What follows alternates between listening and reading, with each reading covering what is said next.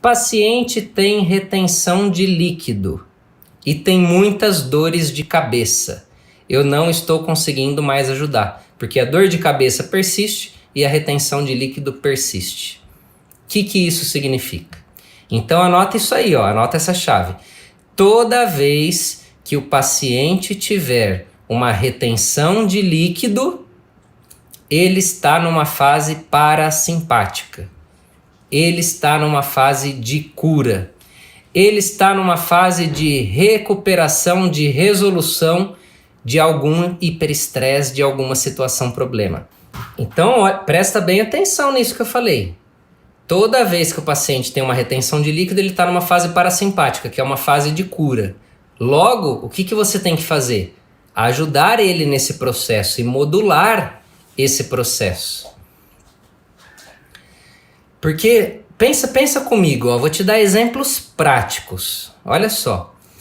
A pessoa ela trabalha muito e tem muito estresse ao longo de um ano. Muito estresse, trabalhando muito.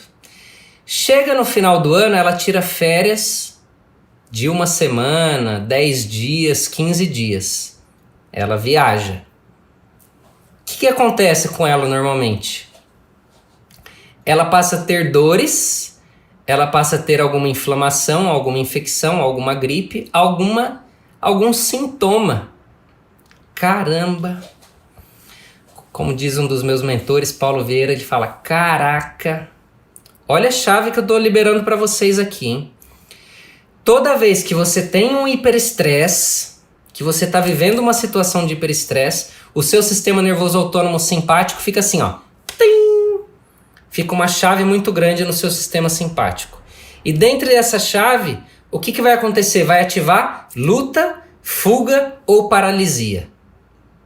Uma vez que ativou isso, o seu organismo ele não permite que você adoeça. Você tem que estar forte o suficiente para lidar com essa situação. Eu jogava muito futebol ao longo da minha vida.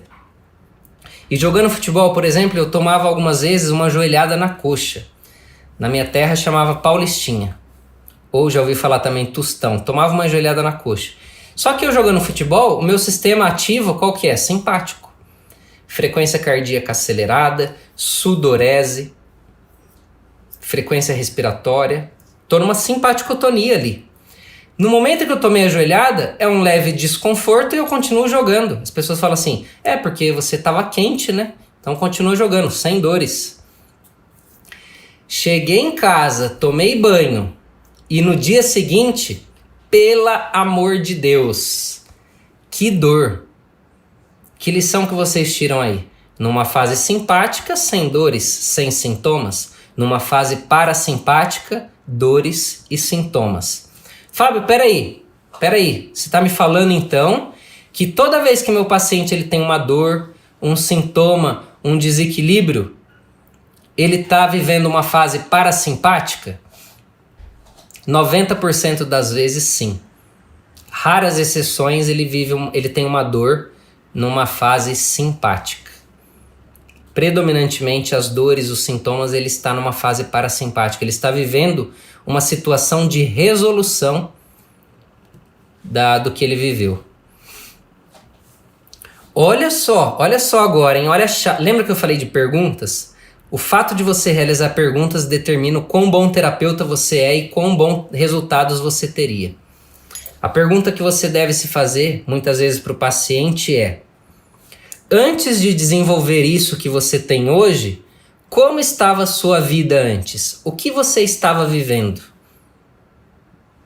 Olha só a pergunta que você faz para o paciente.